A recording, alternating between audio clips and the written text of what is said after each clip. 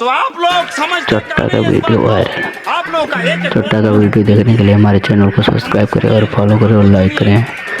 हमारा वीडियो आप लोग को तक जा रहा है तो प्लीज़ शेयर करें, कमेंट करें, लाइक करें, इस चैनल को सब्सक्राइब करें चोट्टा का वीडियो देखने के लिए। गाँव वाला हम लोग जान के पीछे पड़ल है। क्यों क्यों जान के पीछे पड़ा हुआ?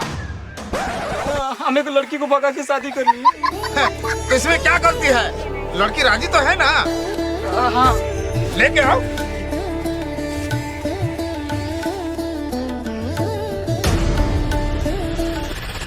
पाली की तो आपकी बेटी है। हमारी बेटी मिली थी तुमको भगाने के लिए। अरे जाओ जल्दी गन लेके आओ, समाज इसको यही खत्म कर देंगे। अरे मुखिया जी, इसका घर में 30-40 को वोट है। अरे जाओ दामाद जी के लिए चाय नाश्ता लेके आओ। दामाद जी चलिए घर चलिए। चलो बेटा।